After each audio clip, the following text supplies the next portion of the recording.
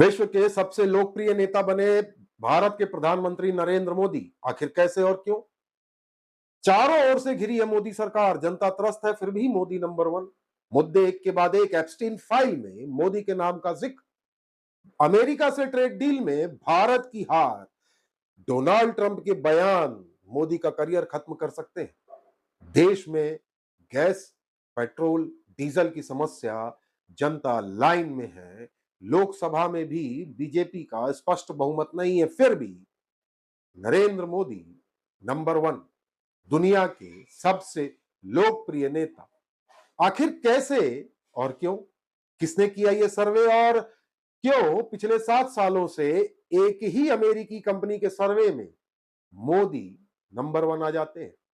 इस दावे के पीछे है मॉर्निंग कंसल्ट नाम की एक अमेरिकी डेटा कंपनी, जो ऑनलाइन सर्वेस के जरिए दुनिया भर के नेताओं की पॉपुलैरिटी यानी लोकप्रियता बताती है। और 2020 से अभी तक कई बार एक ही दावा, नरेंद्र मोदी नंबर वन।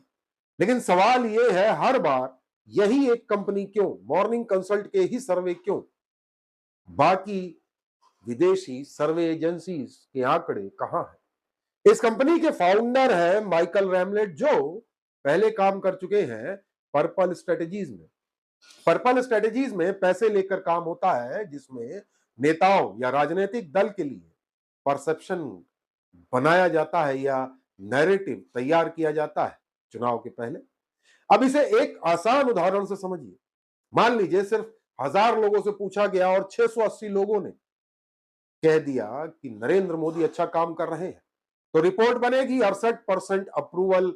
लेकिन भारत की आबादी है 130 करोड़ या उससे ज्यादा, और भारत में इंटरनेट यूजर्स भी करोड़ों में है। तो क्या यही 1000 लोग पूरे देश यानी 130 करोड़ लोगों की आवाज है?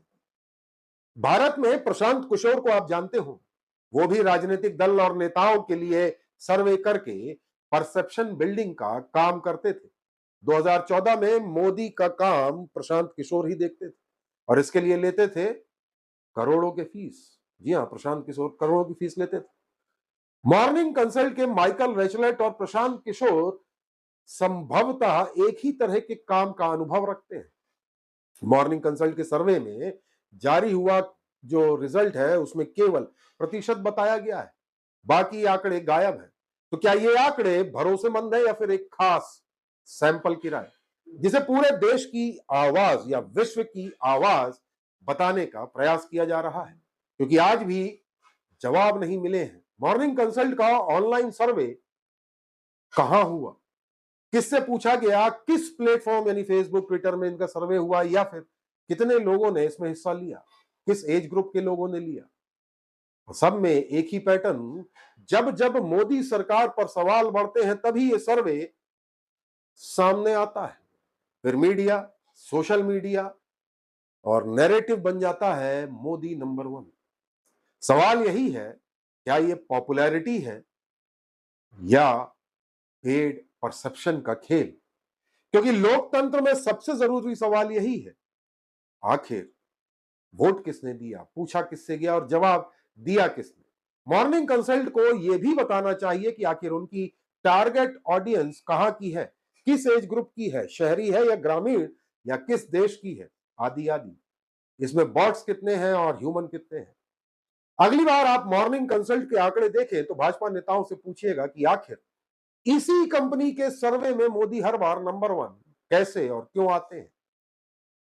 क्योंकि इस कंपनी के सर्वे के पीछे के आंकड़े या तथ्य फिलहाल सार्वजनिक नहीं हुए हैं, या यूं कहूं, मैंने पड़ताल की, इंटरनेट पर कहीं भी इस तरह की चीजें नहीं बताई गई हैं। परसेंटेज 100 लोगों के वोट पे भी बन सकता है, 1000 पे भी, 1 लाख पे भी, 1 करोड़ पे भी। हमारे देश के 130 करोड़ और पूरे विश्व की जनसंख्या में बताया जा रहा है सबसे लोकप्रिय है। किसने कहा ये भी बता दीजिए, कब कहा ये भी बता दीजिए। 2020 में भी इसी कंपनी का सर्वे 75%, फिर उसके बाद 22 में शायद, फिर उसके बाद 25 में, फिर अब 26 में एक ही कंपनी का सर्वे और मोदी जी 68, 65, 70, 75% पाके सबसे लोकप्रिय घोषित। मीडिया में हेडलाइन बन गई, लोगों तक समाचार चले गए, हर भाजपा नेता के प्रोफाइल में यह इमेज पोस्ट हो गई। और अभी भी कुछ सवाल हैं जिनके जवाब हमें मिले नहीं।